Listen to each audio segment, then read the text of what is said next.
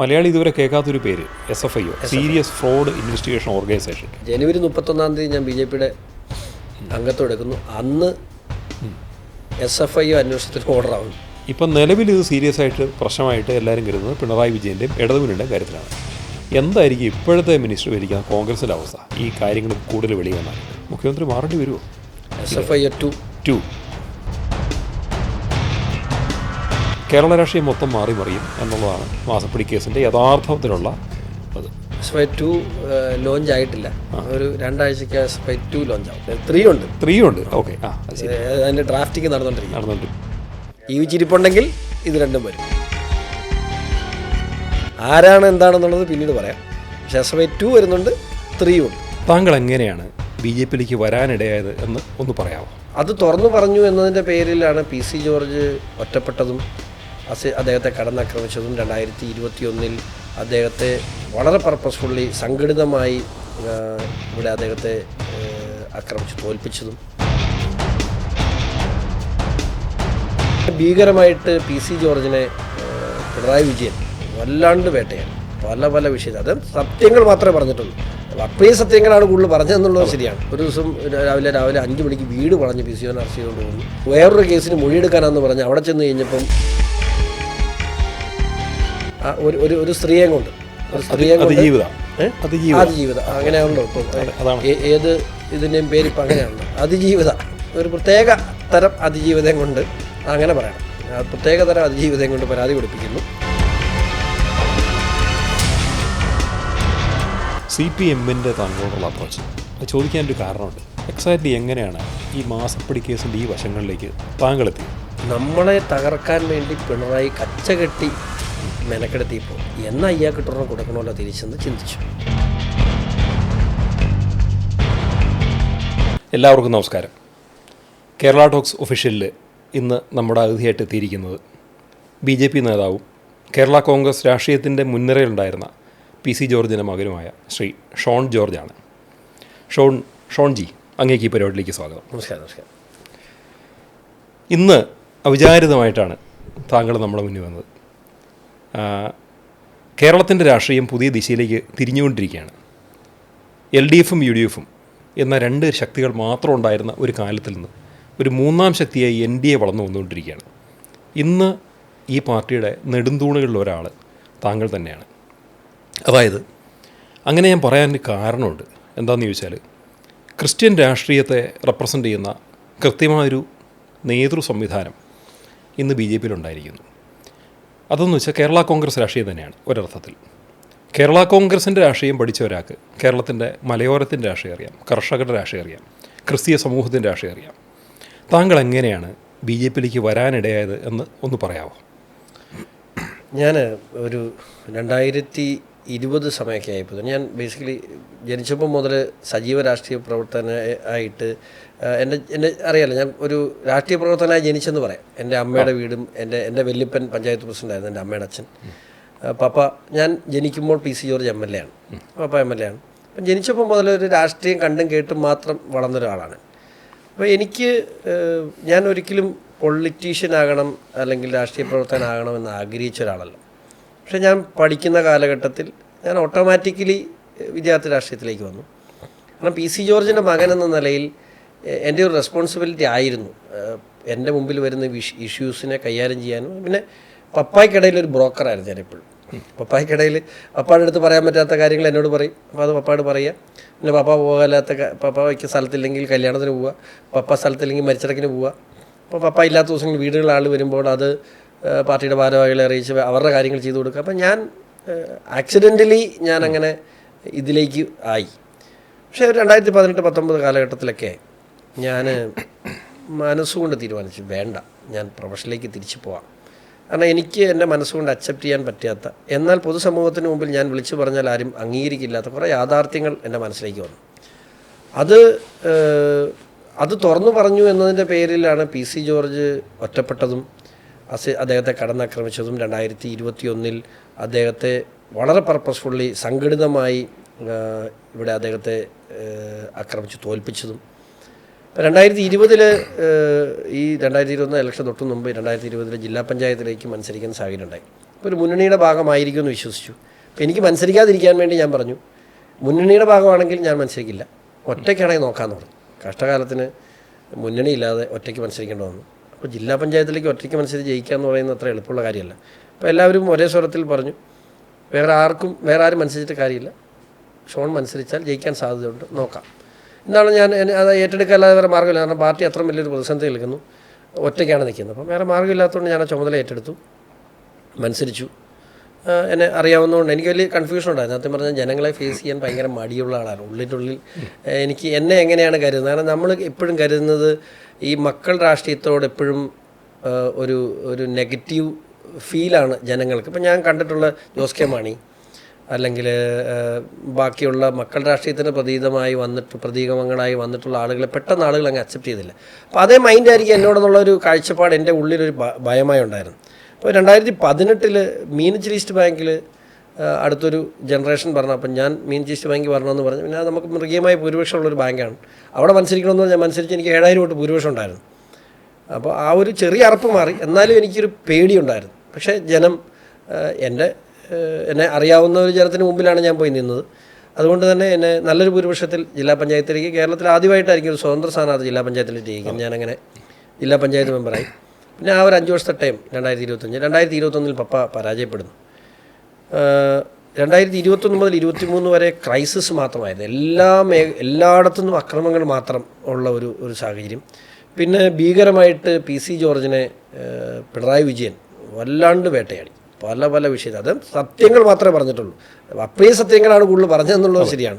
പക്ഷേ അദ്ദേഹം പറഞ്ഞ സത്യങ്ങൾ എനിക്കൊരിക്കലും അദ്ദേഹത്തെ കുറ്റം പറയാൻ പറ്റിയിട്ടില്ല. അദ്ദേഹം പറയുന്നതിൻ്റെ ഭാഷയും അതിൻ്റെ ശൈലിയുമൊക്കെ വേറെയാണെങ്കിലും ചിലപ്പോൾ എല്ലാവർക്കും അംഗീകരിക്കാൻ കഴിയില്ല, അല്ലെങ്കിൽ പൊതുസമൂഹത്തിൽ രാഷ്ട്രീയ നേതാക്കൾ അങ്ങനെ പറയാറില്ലായിരിക്കാം. പക്ഷേ അദ്ദേഹത്തെ എനിക്ക് ഒരിക്കലും, അദ്ദേഹം പറഞ്ഞ സ്റ്റേറ്റ്മെൻറ്റ് തെറ്റാണ്. ഞാൻ പലപ്പോഴും പല വിവാദങ്ങളെടുത്ത് ഓടി വീട്ടിൽ ചെല്ലുമ്പോൾ എന്നോട് ഒരു ചോദ്യം ചോദിക്കും, ഞാൻ പറഞ്ഞ എന്നാ തെറ്റ്?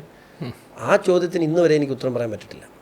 അപ്പോൾ 2019 ശരിക്കും പറഞ്ഞാൽ പപ്പായ്ക്കെതിരെയുള്ള ഈ വർഗീയ ആക്രമണങ്ങൾ തുടങ്ങിയത് 2019 ലോക്സഭാ തെരഞ്ഞെടുപ്പിൽ. അന്ന് ഈ ശബരിമല സമരത്തിൻ്റെ അടിസ്ഥാനത്തിൽ ശ്രീ കെ സുരേന്ദ്രന് PC ജോർജ് പിന്തുണ പ്രഖ്യാപിച്ചു. ഞാനന്ന് എതിരായിരുന്നു. ഞാൻ പാർട്ടി കമ്മിറ്റിയിൽ എൻ്റെ പിതാവിനെതിരെ ആ തീരുമാനം തെറ്റായിപ്പോയി, ഇലക്ഷന് ശേഷം ആ തീരുമാനം തെറ്റായിപ്പോയി. അതാണ് ആരും അംഗീകരിച്ചില്ല അത്ര പെട്ടെന്ന് BJPക്ക് വന്നു. ശരിക്കും ശബരിമല സമരത്തിൻ്റെ അടിസ്ഥാനത്തിൽ കൊടുത്ത പിന്തുണയാണ്. ആ പിന്തുണ അദ്ദേഹത്തിന് കൊടുക്കുക, കാരണം അദ്ദേഹം അതിൻ്റെ മുന്നണി പോരാളിയായിരുന്നു. പക്ഷേ പൊളിറ്റിക്കലി ആ തീരുമാനം ഒരു ബ്ലണ്ടറായിരുന്നു. കാരണം നമ്മുടെ ആളുകൾ പോലും സുരേന്ദ്രൻ വോട്ട് ചെയ്യാനുള്ള ഒരു മാനസിക നിലയിലായിട്ട് എത്തിയില്ല. പക്ഷേ 2019 ശേഷം ഡെവലപ്പ് ചെയ്ത ഒന്നൊരു സാധനം നമ്മുടെ ആളുകൾ എന്ന് പറയുമ്പം കേരള കോൺഗ്രസ്, അത് ജനപക്ഷത്തിലെ ആളുകൾ അന്നൊപ്പം ജനപക്ഷമാണെങ്കിലും അത് നല്ല ശതമാനം കേരള കോൺഗ്രസ് ആണ്. എല്ലാ മതവിഭാഗങ്ങളും നല്ല രീതിയിലുണ്ടായിരുന്ന ഒരു പ്രസ്ഥാനമാണ് ജനപക്ഷം. ഞാൻ പറഞ്ഞില്ലേ, ജനപക്ഷം 2017 20 ദിവസം കൊണ്ട് 82,000 ഓൺലൈൻ മെമ്പർഷിപ്പ് വന്ന രാഷ്ട്രീയ പ്രസ്ഥാനമാണ്. 118 നിയോജക കമ്മിറ്റി ഉണ്ടായിരുന്നു ജനപക്ഷത്തിന്. അപ്പം അതിനുശേഷം 2021 ശേഷം 2023 വരെയുള്ള കാലഘട്ടത്തിൽ എൻ്റെ പഠനം എങ്ങനെ 2 ചോയ്സായിരുന്നു. ഒന്നെങ്കിൽ സജീവ രാഷ്ട്രീയത്തിൽ ഫൈറ്റ് ചെയ്ത് നിലനിൽക്കണം, അല്ലെങ്കിൽ രാഷ്ട്രീയം ഉപേക്ഷിച്ച് എൻ്റെ കൃഷി, എനിക്ക് കൃഷി ഒരു ഭ്രാന്തുള്ള മനുഷ്യനാണ്, എൻ്റെ കൃഷിയിലേക്ക് പോകണം. ഞാൻ ആദ്യം എൻ്റെ ബാധ്യതകളൊക്കെ ഒന്ന് ഒതുക്കി ഞാൻ എല്ലാം ഒന്ന് സെറ്റിൽ ചെയ്ത് എറണാകുളത്ത് ഓഫീസ് തുടങ്ങി. കൂടാതെ എൻ്റെ കയ്യിൽ മിച്ചമുണ്ടായിരുന്ന പൈസ എല്ലാം കൂടെ കൂട്ടി ഞാൻ നല്ലൊരു കൃഷിഭൂമി മേടിച്ചു. അവിടെ ഞാൻ കൃഷിയും തുടങ്ങി. അപ്പോൾ അങ്ങനെ അങ്ങ് പോയപ്പോൾ ആ സമയത്താണ് ഈ പിണറായി വിജയൻ്റെ യുദ്ധം. നമ്മളെ വീട്ടിലിരിക്കാൻ സമ്മതിക്കില്ല. എല്ലാ ദിവസവും രാവിലെ അറസ്റ്റ്. ഒരു ദിവസം രാവിലെ 5 മണിക്ക് വീട് വളഞ്ഞ് PC ജോർജിനെ അറസ്റ്റ് ചെയ്തുകൊണ്ട് പോകുന്നു. വേറൊരു കേസിന് മൊഴിയെടുക്കാനാണെന്ന് പറഞ്ഞ് അവിടെ ചെന്ന് കഴിഞ്ഞപ്പം മറ്റേ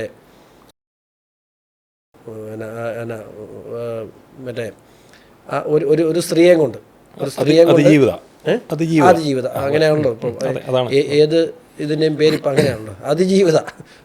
ഒരു അതിജീവിതം കൊണ്ട്, ഒരു പ്രത്യേക തരം അതിജീവിതം കൊണ്ട്, അങ്ങനെ പറയണം, പ്രത്യേക തരം അതിജീവിതം കൊണ്ട് പരാതി കൊടുപ്പിക്കുന്നു. പീഡനം. വേറൊരു കേസിന് മൊഴി കൊടുക്കാൻ പോയപ്പോൾ പീഡന കേസ് വെച്ച് അറസ്റ്റ് ചെയ്ത് വീണ്ടും PC ജോർജിനെ കോടതി അതിൽ നിയമം കോടതി ഉള്ളതുകൊണ്ട് മാത്രം അദ്ദേഹം പുറത്തു വന്നു, അല്ലെങ്കിൽ ഇപ്പോഴും വരില്ല. അപ്പോൾ തീരുമാനിച്ചു ഇത് ഇനിയിപ്പോൾ നമ്മളെ ചുമ്മാ ഇത് ഉപേക്ഷിച്ച് വീട്ടിൽ പോകാൻ തീരുമാനിച്ചാലും നമ്മളെ വിടുകയെന്ന് തീരുമാനിച്ചപ്പോൾ എനിക്ക് മനസ്സിലായി, ഞാൻ മുമ്പോട്ട് വെക്കുന്ന രാഷ്ട്രീയവും എനിക്ക് മുമ്പോട്ട് വെക്കാനുള്ള ആദർശവും പാറിന് മുമ്പിൽ ഞാനും എൻ്റെ അപ്പനും പണയം വെക്കാത്ത ആദർശവും സംരക്ഷിക്കപ്പെടാൻ കഴിയുന്ന ഒരു രാഷ്ട്രീയ പ്രസ്ഥാനമാണ്. ആ അന്വേഷണമാണ് എന്നെ നരേന്ദ്രമോദിയിലെത്തിച്ചത്. കാരണം ആ കുടക്കീഴിൽ നമ്മൾ സംരക്ഷിതരായിരിക്കും എന്നെനിക്ക് വിശ്വാസമുണ്ടായിരുന്നു. ആ ചിന്തയും ആ ആലോചനയും എന്നെ കൊണ്ട് എത്തിച്ചത് BJP എന്ന ചിന്തയിലാണ്. 2019 ബി ജെ പിക്ക് പിന്തുണ കൊടുത്ത PC ജോർജാണെങ്കിൽ 2023 BJP ആയിട്ട് ചർച്ച തുടങ്ങിയത് ഞാനാണ്. കാരണം അത് മറ്റൊന്നുമല്ല, എൻ്റെ ഒരു രാഷ്ട്രീയ സംരക്ഷണത്തിനോ അഭയത്തിനു വേണ്ടിയല്ല. അതെല്ലാം ഞാൻ തന്നെ അത് ചെയ്തിട്ടുണ്ട്. നിയമപരമായ എല്ലാ കാര്യങ്ങളും ചെയ്യാൻ എനിക്ക് പ്രാപ്തി ഉണ്ടായിരുന്നു. പക്ഷേ നമുക്ക് ഈ രാജ്യത്ത് മുമ്പോട്ട് പോകണമെങ്കിൽ ഈ രാജ്യത്ത് നടന്നുകൊണ്ടിരിക്കുന്ന വർഗീയ അജണ്ടകളെ, ഒളിഞ്ഞും തെളിഞ്ഞും അല്ലാതെയും നടന്നുകൊണ്ടിരിക്കുന്ന വർഗീയ അജണ്ടകളെ ചെറുത്തു തോൽപ്പിക്കണമെങ്കിൽ, അതിനെ ഡിഫെൻഡ് ചെയ്യണമെങ്കിൽ അതിശക്തമായ ഒരു രാഷ്ട്രീയ പ്രസ്ഥാനത്തിൻ്റെ ഭാഗമാകണം. എനിക്കതിൽ വിശ്വാസം തോന്നിയത് ഒരേ ഒരാളിലേ ഉള്ളൂ, അത് നരേന്ദ്രമോദിയിലാണ്, BJPയിലാണ്. അങ്ങനെയാണ് ഞാൻ BJPയിലെത്തി.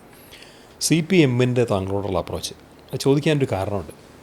ഇന്ന് CPM ഏറ്റവും കൂടുതൽ ബുദ്ധിമുട്ടുന്നത്, അല്ലെങ്കിൽ CPM നേതാക്കന്മാരുടെ മുന്നിൽ വലിയൊരു കടങ്കഥയായിട്ട് നിൽക്കുന്നത്, അവർക്ക് പ്രശ്നമായിട്ട് വരാൻ സാധ്യതയുള്ളത് അല്ലെങ്കിൽ പ്രശ്നമായിരിക്കുന്നത് മാസപ്പടി കേസാണ്. മുൻ മുഖ്യമന്ത്രി പിണറായി വിജയൻ, CPMലെ അനിഷേധ്യനായ നേതാവ്, അദ്ദേഹത്തിൻ്റെ മകളും ഈ കേസിൻ്റെ പ്രശ്നങ്ങൾ അനുഭവിക്കുന്നു. അദ്ദേഹത്തിൻ്റെ വീട്ടിൽ, ഓഫീസുകൾ, ഇവരുമായിട്ട് ബന്ധപ്പെട്ട വ്യക്തികളുടെ വീടുകളിൽ EDയുടെ റെയ്ഡ് നടക്കുന്നു. ഇത് CPMകാരുടെ ഒരു വലിയ വിരോധത്തിന് കാരണമായിട്ടില്ലേ? താങ്കളുടെ നേരെയുള്ള വെറുപ്പ് ഇത്രയധികം വരാൻ ഒരു വലിയ കാരണമായിട്ട് മാറി. നല്ല സഖാക്കളൊക്കെ എൻ്റെ കൂടെയാണ്. കാരണം ഇയാൾ എങ്ങനെയായിരുന്നു ഒഴിഞ്ഞു പോയി അവരുടെ പാർട്ടി രക്ഷപ്പെടും എന്നുള്ളൊരു പ്രതീക്ഷ അവർക്കുണ്ട്. അപ്പോൾ അതുകൊണ്ട് CPMൻ്റെ താഴെ ഞാനൊരു കാര്യം, ഞാൻ ഈ കേരളം മുഴുവൻ സഞ്ചരിക്കുന്ന ഒരാളാണ്. ഈ നിമിഷം വരെയും ഒരു CPM പ്രവർത്തകൻ എന്നോട് മോശമായ ഒരു വർത്തമാനം പോലും പറഞ്ഞിട്ടില്ല.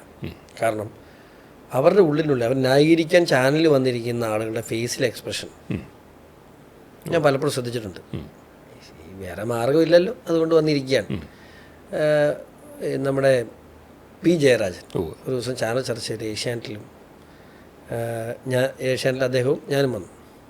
ഞാൻ അദ്ദേഹത്തിൻ്റെ അടുത്ത് പറഞ്ഞു, എനിക്ക് വലിയ ബഹുമാനമുള്ളൊരു നേതാവാണ് P. ജയരാജൻ. രാഷ്ട്രീയപരമായ അഭിപ്രായ വ്യത്യാസങ്ങളുണ്ട്. ഞാൻ പറഞ്ഞു, അങ്ങയുടെ മക്കൾ എങ്ങനെയാണ് ജീവിക്കുന്നത്? കോടിയേരി മരിച്ചതിൻ്റെ പിറ്റേ ദിവസം രാവിലെ ഞാനന്ന് കോടിയേരിയുടെ വീട്ടിലുണ്ട്. രാവിലെ പിറ്റേ ദിവസം രാവിലെ ഒരു മുഷിഞ്ഞ വസ്ത്രമിട്ട് ഒരാൾ വീട്ടിൽ കയറി വന്നു. അയാൾ വീട്ടിൽ വളരെ സ്വാതന്ത്ര്യത്തോടു കൂടി ഇടപെടുന്നു. അത് ഞാൻ ശ്രദ്ധിക്കാൻ കാരണം വളരെ മോശമായ മുഷിഞ്ഞൊരു വസ്ത്രമാണ്. എവിടെയോ പണി കഴിഞ്ഞ് വന്നതെന്ന് എനിക്ക് മനസ്സിലായി. പക്ഷേ അയാൾ വളരെ ആധികാരികമായി വീട്ടിലെല്ലാ കാര്യങ്ങളും ഇടപെടുന്നു. അപ്പം ഞാൻ ചോദിച്ചു, ഇതാരാണ്? അപ്പോൾ ബിനീഷിനോട് പറഞ്ഞു, ഇത് ജയരാജ് സാഹിബിൻ്റെ മകനാണ്. ഞാൻ ഞെട്ടിപ്പോയി. കാരണം ഞാൻ കണ്ടിട്ടുള്ളത് CPM പിണറായിയുടെ മക്കളൊക്കെ ഒന്ന് എങ്ങനെയാണ് നടക്കുന്നതെന്നും അവർ വരുന്നതും പോകുന്നതൊക്കെ ഭാവം ഞാൻ കണ്ടിട്ടുണ്ട്. ഈ ചെറുപ്പക്കാരൻ അവിടെ ഓട്ടോറിക്ഷ ഓടിക്കുകയാണോ അതോ അല്ല അവിടെ കട്ടക്കളത്തിൽ പണിയാണ്, അത് സംതിങ്, ഇത് രണ്ടും ഏതാണെന്ന് ഞാൻ കൃത്യമായി ഓർക്കുന്നില്ല. ഞാൻ ഞെട്ടിപ്പോയി. അപ്പം ഞാനൊന്ന് ചാനൽ ചർച്ചയിൽ പറഞ്ഞു, അങ്ങയുടെ മക്കൾ എങ്ങനെയാണ് ജീവിക്കുന്നത്, പിണറായിയുടെ മക്കൾ എങ്ങനെയാണ് ജീവിക്കുന്നത്? രണ്ടും കമ്മ്യൂണിസ്റ്റുകാരാണ്, കണ്ണൂരിൽ നിന്നുള്ളതാണ്, സമകാലീയരാണ്. ഈ വ്യത്യാസം മാത്രം ചർച്ച ചെയ്യാൻ മതി. അദ്ദേഹം ഒന്നും പറഞ്ഞില്ല. കാരണം അദ്ദേഹത്തിന് മറുപടി പറയാൻ കഴിയില്ല.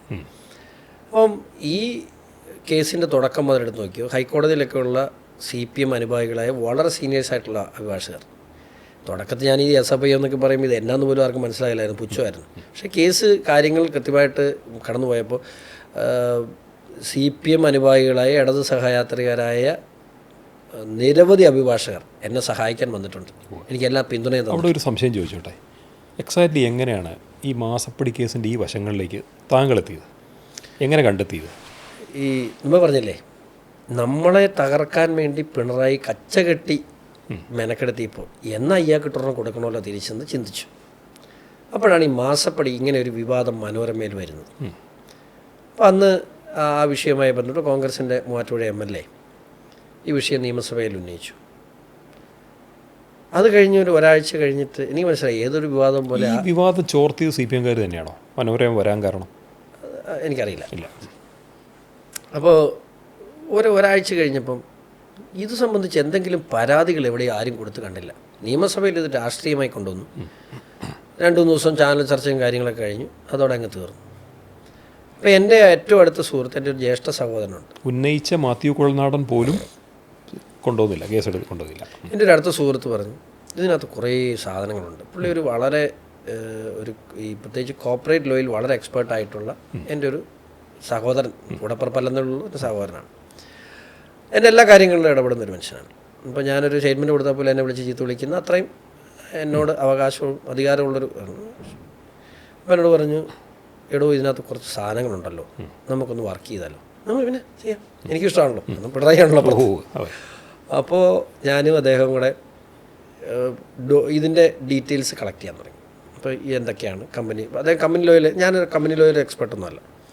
അപ്പോൾ ഇന്ന പോസിബിലിറ്റീസ് ഉണ്ടെന്ന് പറഞ്ഞു അദ്ദേഹം. ഞാൻ പുറത്തുനിന്നുള്ള ഡോക്യുമെൻറ്റ്സ് പരമാവധി കളക്ട് ചെയ്തു. ഇപ്പോൾ മനോരമയിൽ കിട്ടിയ സാധനങ്ങൾ, അതുപോലെ നിയമസഭ വന്ന സാധനങ്ങൾ, ഇതെല്ലാം ഞാൻ കളക്ട് ചെയ്തു. അദ്ദേഹം അതിൻ്റെ കമ്പനി സൈഡിലെല്ലാം കളക്ട് ചെയ്തു. ഏറെക്കുറെ 36 ദിവസം രസമായിരുന്നു. എല്ലാ ദിവസവും ഞങ്ങൾക്ക് പരസ്പരം ഷെയർ ചെയ്യാൻ ഒരു ഡോക്യുമെൻ്റ് ഉണ്ടായിരുന്നു. ഓക്കെ. അങ്ങനെ ഇങ്ങനെ അങ്ങനെ ഒരു സ്റ്റേജ് എത്തിയപ്പോൾ ഞാൻ പറഞ്ഞു നമുക്കിത് മാത്യു കുഴൽനാടനെ ഏൽപ്പിക്കാം. അദ്ദേഹമാണല്ലോ ഇതിൻ്റെ മുമ്പിൽ നിൽക്കുന്നത്. അപ്പോൾ ഞാൻ 2 പ്രാവശ്യം അദ്ദേഹത്തെ വിളിച്ചു. പുള്ളി ഇതെല്ലാം കേട്ടിട്ട് പറഞ്ഞു വളരെ ഇഷ്ടമാണ്, നമുക്ക് ചെയ്യാം. അപ്പോൾ പുള്ളി എനിക്ക് തോന്നുന്നതിന് ഒരു ഗൗരവമായി കണ്ടില്ല എന്ന് തോന്നുന്നു. അപ്പം ഞാൻ നോക്കിയിട്ട് ഇത് പപ്പായം കൊണ്ട് അടുപ്പിക്കാം എന്ന് തീരുമാനിച്ചു. പപ്പായ ചെയ്യട്ടെ. കാരണം ഞാൻ നോക്കുമ്പോൾ ഈ ഷോൺ ജോർജും പിണറായി വിജയനും തമ്മിൽ ഒത്തിരി ഹൈറ്റ് വ്യത്യാസമുണ്ട്. ഒത്തിരി എന്നാ പറയുന്നത്, ഒന്ന് അദ്ദേഹത്തിൻ്റെ രാഷ്ട്രീയ പരിചയം, അദ്ദേഹത്തിൻ്റെ ഇത്, ഒന്ന് മുഖ്യമന്ത്രി, ഞാനൊരു ജില്ലാ പഞ്ചായത്ത് മെമ്പർ. പക്ഷേ ഇപ്പം നിലവിൽ ഷോൺ ജോർജ് വേഴ്സസ് പിണറായി വിജയൻ അല്ല, അത് പിന്നീടല്ല വന്നു. പക്ഷേ ഇപ്പോൾ ഉള്ള അവസ്ഥ, അന്ന് അവസ്ഥ എന്ന് വെച്ചാൽ ഞാൻ BJP കാരൻ പോലും അല്ല, ഞാൻ ജനപക്ഷമായി നടക്കുന്നു, ജില്ലാ പഞ്ചായത്ത് മെമ്പറാണ്. അപ്പം ഷോൺ ജോർജ് വേഴ്സസ് പിണറായി വിജയൻ എന്ന് പറയുമ്പോൾ അതിൻ്റെ ഒരു അകലം ഇച്ചിരി വലുതാണ്. അപ്പോൾ ഞാൻ പണ്ട് മാത്യു നടക്കില്ലെന്ന് മനസ്സിലായി. അത് കഴിഞ്ഞ് പപ്പ കൊണ്ടടിക്കാന്ന് വെച്ചാൽ പക്ഷേ വെച്ചാൽ ഇത് വളരെ മൈന്യൂട്ടാണ്. ഒരു പടി അപ്പുറത്ത് പോയാൽ പണിയാവും. നമ്മളുടെ കയ്യിലല്ല ഉള്ളതല്ലാത്ത ഒരക്ഷരം പറഞ്ഞാൽ അവത്തെ കയറി പിടിച്ച് രക്ഷപ്പെടും. പപ്പ ഏൽപ്പിച്ചുള്ള പ്രശ്നം വെച്ചാൽ പപ്പ കയറി വാരി അടിച്ചു കളയും. അതുകൊണ്ട് ഇത് എവിടെ ചെന്ന് നിൽക്കുമെന്ന് പറയാൻ പറ്റില്ല. അപ്പോൾ നമുക്കതുകൊണ്ട് ഞങ്ങൾ പിന്നെയും വെയിറ്റ് ചെയ്തിട്ട് നമ്മളൊരു പെറ്റീഷൻ കൊടുത്തു. എൻ്റെ പേരിൽ തന്നെ പെറ്റീഷൻ കൊടുത്തു, കാര്യങ്ങളെല്ലാം കാണിച്ചുകൊണ്ട്. പെറ്റീഷൻ അത് എവിടെ കൊടുത്തു? SFIക്ക് അല്ല കൊടുത്തത്, ശരിക്കും കോർപ്പറേറ്റ് അഫയേഴ്സ് മിനിസ്ട്രിക്കാണ് കൊടുത്തത്. ഓക്കെ. പക്ഷെ അതിനുശേഷം മലയാളി ഇതുവരെ കേൾക്കാത്തൊരു പേര് SFIO, serious fraud investigation organisation office. Okay, അത് വന്നു.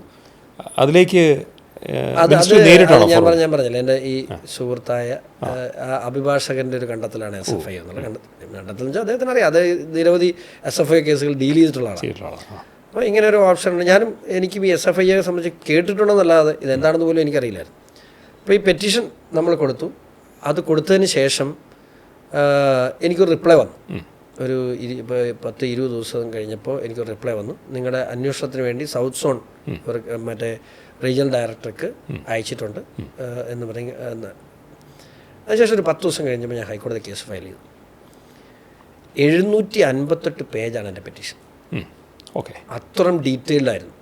സത്യം പറഞ്ഞാൽ ഒരു അന്വേഷണത്തിൻ്റെ ആവശ്യമില്ല അതിനകത്ത്. അത്രയും ഞങ്ങൾ റിസർച്ച് ചെയ്തിട്ടാണ് പെറ്റീഷൻ ഫയൽ ചെയ്തത്. ഞങ്ങൾ നല്ല ഒത്ത വിശ്വാസമാണ്. ഞാനിപ്പോഴും ആ വിഷയത്തെക്കുറിച്ച് വിശദീകരിക്കാൻ വേണ്ടി ഞാൻ പത്രസമ്മേളനം വിളിച്ച പത്രക്കാർ ആരും വന്നില്ല. അവർക്ക് ഇവന് ഭ്രാന്താണ് എന്ന് ചിന്തിച്ചു. അപ്പോൾ അവസാനം കൊടുത്ത പത്രപ്രസ്ഥാനം ഷോൺ ജോർജ് എന്നായതുകൊണ്ട് നമ്മുടെ കുറേ അടുത്ത മാധ്യമ സുഹൃത്തുക്കളാണ് മുഖ്യമന്ത്രിക്കെതിരെ പരാതി നൽകി ഷോൺ ജോർജ് എന്ന് മാത്രമേ അത്രേ പറഞ്ഞുള്ളൂ. അത് കഴിഞ്ഞ് ഈ ചെന്നത് ജസ്റ്റിസ് ദേവൻ രാമേന്ദ്രൻ ബെഞ്ചിലാണ്. വളരെ കാര്യമായി പഠിക്കുന്ന ഒരു കോടതിയാണ്. അദ്ദേഹം ഞങ്ങളെക്കാൾ നന്നായിട്ട് ഇത് പഠിച്ചു. അതുകൊണ്ട് തന്നെ ഈ കേസിൻ്റെ സീരിയസ്നെസ് കൃത്യമായി കോടതിക്ക് ബോധ്യപ്പെടുത്താൻ കഴിഞ്ഞു. പിന്നെ അവിടെ നിന്നെല്ലാം ചടപടയെന്ന് തന്നെ കാര്യങ്ങൾ.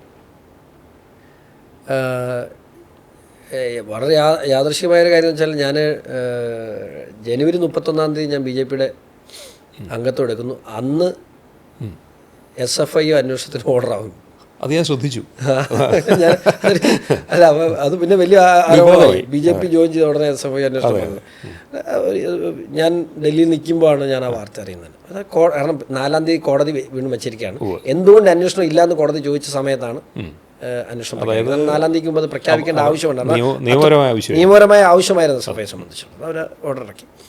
അത് കഴിഞ്ഞ് SFIയുടെ അന്വേഷണം പൂർത്തീകരിച്ചു. SFIയുടെ അന്വേഷണം ഞാൻ SFIയുടെ അന്വേഷണം, എൻഫോഴ്സ്മെൻറ്റ് ഡയറക്ടറേറ്റിൻ്റെ അന്വേഷണം, CBIയുടെ അന്വേഷണം ഞാൻ ആവശ്യപ്പെട്ടു. ഇതെല്ലാം പെൻഡിംഗ് ഉണ്ട്.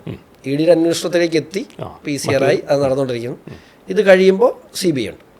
CBI വരാനുണ്ട്. CBI വരുമ്പോഴാണ് ഇച്ചിരി കളർഫുൾ ആകുന്നത്. ഒത്തിരി ആളുകളുണ്ട്. പിണറായി എന്നൊക്കെ കഴിഞ്ഞിട്ട് ഇനി കൂടുതൽ ആളുകളിലേക്ക് നേരിട്ട് പിണറായിൽ എത്തിയിട്ടില്ല. എത്തും. അതാണ് ചോദ്യം. അതായത് അല്ല, ഞാൻ എല്ലായിടത്തും പറയുന്നൊരു കാര്യമുണ്ട്. ഒരു ജോലിയും കൂലിയില്ലാതെ നടക്കുന്ന ഷോൺ ജോർജ്, എൻ്റെ അപ്പൻ MLA PC ജോർജ്, എനിക്കൊണ്ട് ആരെങ്കിലും ഞാൻ ഒരു പണിയും ചെയ്യാതെ എന്തെങ്കിലും തരണമെന്നുണ്ടെങ്കിൽ അത് PC ജോർജിനോട് കൈക്കൊല്ലില്ലേ? തീർച്ചയായും. Simple logic. അതെ, വീണയുടെ ഒരു കമ്പനി ഒരു പണിയെടുത്തായിട്ട് നമ്മുടെ അറിവിലില്ല. ഒരു സേവനം കൊടുത്തിട്ടില്ല അവർ പറഞ്ഞിട്ടുമുണ്ട്. അപ്പോൾ ഈ പൈസ പിണറായിന് ഇത് കൈക്കൂലി എന്ന് പറയുന്നത് നിസ്സാരമൊന്നുമല്ല. ഇതൊക്കെ ചുമ്മാ ഇപ്പം ഈ കാണുന്ന അക്കൗണ്ടിൽ പിന്നെ വലിയ ബാങ്ക് കൊള്ള ചെയ്ത് കള്ളം ചിലപ്പോൾ പിടിക്കപ്പെടുന്ന ചക്ക മുട്ടിക്കുമ്പോഴായിരിക്കും. ഇത് അത്രേ ഉള്ളൂ. ഈ 2.5 കോടി രൂപ എന്ന് പറഞ്ഞാൽ ചക്കയാണ്, അത്രേ ഉള്ളൂ. വളരെ ഒരു പീനട്ട്. ഈ മോട്ടിച്ചിട്ടുള്ള പൈസ ഇതൊന്നുമല്ല, ഇതിൻ്റെയൊക്കെ എത്രയോ ഇരട്ടിയാണ്. അതായത് അവിടെ ഒരു ചോദ്യം വരുന്നുണ്ട്. ഇപ്പോൾ വന്നിരിക്കുന്നത് ഒരു കരിമണൽ കർത്ത എന്നറിയപ്പെടുന്ന ശശിധരൻ കർത്തയുടെ കമ്പനിയിൽ നിന്ന് ഇവർക്ക് കിട്ടിയൊരു പേയ്മെൻറ്റുമായിട്ട് ബന്ധപ്പെട്ടിട്ടാണ്. അത് ആ ഒരു പേയ്മെൻറ്റ് നിൽക്കത്തില്ല, മറ്റു പലരുടെ ഉണ്ടെന്ന് അതാണോ അർത്ഥമാക്കുന്നത്? അതോ അല്ല, ഇവർക്ക് തന്നെ കിട്ടിയേക്കുന്ന പേയ്മെൻറ്റ് ഇതല്ല. ഈ ഒരു കമ്പനിയിൽ നിന്ന് കിട്ടിയേക്കുന്നത് തന്നെ ഇതല്ല. ഈ കമ്പനിയിൽ നിന്ന് മറ്റാളുകൾക്ക് കൊടുത്തേക്കുന്നു ഇതല്ല. ഓക്കെ, മനസ്സിലായില്ലേ? ആ ഡയറി ഒന്ന് പുറത്തോട്ടേക്ക്. കേരളത്തിൽ ഇതിനകത്ത് പേരില്ലാത്തൊരു കുറവാണ്. അതൊക്കെ മാറ്റി അത് വന്നോളൂ, വരും. അത് ഞാൻ ഹൈക്കോടതിയിൽ അപ്രോച്ച് ചെയ്തിട്ടുണ്ട്. അപ്പോൾ എനിക്ക് തരാൻ ഓർഡർ ആയതാണ്, ഇതുവരെ കൈ കിട്ടിയിട്ടില്ല. ഒരു സംശയം കൂടി. ഇപ്പം നിലവിൽ ഇത് സീരിയസ് ആയിട്ട് പ്രശ്നമായിട്ട് എല്ലാവരും കരുതുന്നത് പിണറായി വിജയൻ്റെയും ഇടതുമുന്നണിയുടെയും കാര്യത്തിലാണ്. എന്തായിരിക്കും ഇപ്പോഴത്തെ മിനിസ്റ്റർ ഭരിക്കുന്ന കോൺഗ്രസിൻ്റെ അവസ്ഥ ഈ കാര്യങ്ങൾ കൂടുതൽ വെളി വന്നാൽ? മന്ത്രിമാരെ കുറച്ച് പേരെ കൂടുതൽ അന്വേഷിക്കേണ്ടി വരും, പുറത്തുനിന്ന് വേറെ ആളെ എടുക്കേണ്ടി വരും. മുഖ്യമന്ത്രി മാറേണ്ടി വരുമോ? അല്ല, അത് വരട്ടെ. ഞാൻ പറഞ്ഞില്ല, എൻ്റെ കയ്യിലുള്ളത് ഡയറിയിലെ പേരുകൾ മാത്രമാണ്. ആ പേരുകളിൽ ഈ പണം എവിടെ പോയെന്ന് ഉത്തരം പറയേണ്ടി വരുമ്പോൾ വളരെ കൃത്യമായിട്ട് അത് പറയാം. മനസ്സിലായില്ല? ഒരു കാര്യം ഉറപ്പാണ്, മന്ത്രിസഭ പുനഃസംഘടന വേണ്ടി വരും. ഉറപ്പാണ്, പലരും മാറും.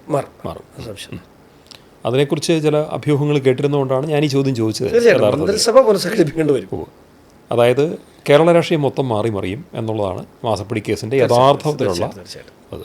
അപ്പം ഈ SFIO എന്നുള്ള പദം ഞാൻ പലപ്പോഴും അത്ഭുതപ്പെട്ടു. കേരളത്തിൽ ഒരിക്കലും ഒരു പത്രത്തിൽ പോലും വരാത്തൊരു പദം. അടുത്തൊരു കേസും കൂടെ വരുന്നുണ്ട്. Okay, SFIO 2. ഇപ്പം പാർട്ട് 1 ആയിട്ടുള്ളൂ. പാർട്ട് 1 അല്ല, SFIO 2 വരുന്നുണ്ട്. SFIO 2 ലോഞ്ച് ആയിട്ടില്ല. ഒരു 2 ആഴ്ചയ്ക്ക് SFIO 2 ലോഞ്ച് ആവും. പൊന്നിയിൻ സെൽവൻ 1 കഴിഞ്ഞിട്ട് 2 എന്ന പോലെ 3 ഉണ്ട്. ഓക്കെ, അതിൻ്റെ ഡ്രാഫ്റ്റിംഗ് നടന്നുകൊണ്ടിരിക്കുകയാണ്. അപ്പോൾ കേരള രാഷ്ട്രീയം ഉണ്ടെങ്കിൽ ഇത് രണ്ടും വരും. കേരള രാഷ്ട്രീയത്തിൽ ആരാണ് എന്താണെന്നുള്ളത് പിന്നീട് പറയാം. പക്ഷേ SFIO 2 വരുന്നുണ്ട്, 3 ഉണ്ട്. അതൊരു പുതിയ ഇൻഫർമേഷൻ ആയിരിക്കും കേരളത്തെ സംബന്ധിച്ച്, ഇത്രയധികം കേസുകൾ കൂടി. അത് ഉള്ള പ്രശ്നം വെച്ചാൽ ഇപ്പോൾ ഈ നിത്യവ്യവഹാരി എന്നുള്ള പേര് വല്ല എനിക്ക് വീഴുമോ എന്നുള്ള പ്രശ്നമാണ് ഇപ്പോൾ. പക്ഷേ ഇതിനകത്ത് മറ്റൊന്ന് ഇതെന്നറിയോ, നമുക്ക് ഈ ജന്മനായുള്ള കുഴപ്പമാണോ എന്നറിയത്തില്ല. ഈ നമുക്ക് എപ്പോഴും ഇങ്ങനെ ഈ അന്വേഷിച്ചുകൊണ്ടിരിക്കും. ഈ അന്വേഷണം ചെന്നെത്തുമ്പോൾ ഇത് പിന്നെ ഇന്ന് തന്നെ 2 പെറ്റീഷൻ ഞാൻ രാവിലെ എഴുതിയിട്ട് കീറിക്കളഞ്ഞു. കാരണം എല്ലാത്തിനും നമ്മൾ കയറി പറഞ്ഞ് ആളുകൾക്കിടയിൽ ഒരു സൈഡിൽ നമുക്കെതിരെ ഈ പ്രചരണങ്ങൾ നടക്കുന്നുണ്ടല്ലോ. ഈ പെറ്റീഷൻ കൊടുക്കുമ്പോൾ നമുക്ക് അയാളുടെ സമുദായവും മതവും നോക്കാൻ പറ്റില്ല. പക്ഷെ പറഞ്ഞു വരുമ്പോൾ അത് അങ്ങനെയാണെങ്കിൽ അതും വീണ്ടും വർഗീയതയാവും. അതുകൊണ്ട് ഇന്ന് ഞാൻ പറഞ്ഞില്ല, 2 പെറ്റീഷൻ ഞാൻ രാവിലെ കീറിക്കളഞ്ഞു. അതും വർഗീയമായി ചിത്രീകരിക്കും. അതുകൊണ്ടാണ്. പക്ഷേ ചില കാര്യങ്ങൾ നമുക്ക് സമൂഹത്തിനും നാടിനും ദോഷം ചെയ്യുന്ന കാര്യങ്ങൾ നമുക്ക് ഇടപെടാതിരിക്കാൻ കഴിയാത്ത വിഷയങ്ങൾ മാത്രമേ ഞാൻ പിടിക്കുന്നുള്ളൂ. ബാക്കിയുള്ള കുറേ വിട്ട് ഇടാം. ഞാൻ അതുകൊണ്ട് പറഞ്ഞു SFIO 2 ഉണ്ട്, 3 ഉണ്ട്. അത് 2027 28 2 26 തന്നെ ഉണ്ടാവും, 3 27 ഉണ്ടാവും. അടുത്ത വർഷത്തേക്ക്. ഓക്കെ, സംഭവ ബഹുലമാണ്. ഇങ്ങനെ കുറേ കാലമായിട്ട് നമ്മളെല്ലാം മണ്ടം കളിപ്പിച്ചുകൊണ്ട് കുറേ ആളുകൾ ഇവിടെ നമ്മളെ ഭരിക്കുകയാണ്, നേതൃത്വം പറഞ്ഞു. അതെ, അല്ല, ഇത് തന്നെ പറയാനുള്ള മറ്റൊന്നതാണ്.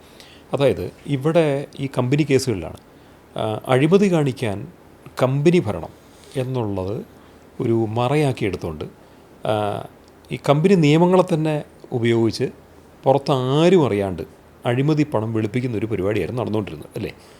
ഇനി അങ്ങനത്തെ കാലങ്ങൾ അവസാനിക്കുന്നതാണോ അതിൻ്റെ അർത്ഥം? ഇല്ല, എന്നെ പ്രശ്നം എന്നറിയോ, ഇതിന് പുറകെ ആരും പോകാത്തതുകൊണ്ടാണ്.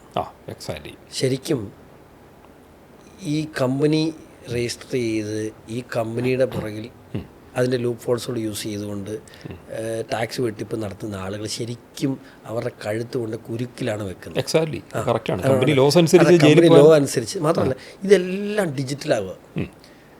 ഏത് കമ്പനിയും നമ്മളൊന്ന് പുറകെ പോയി നോക്കി.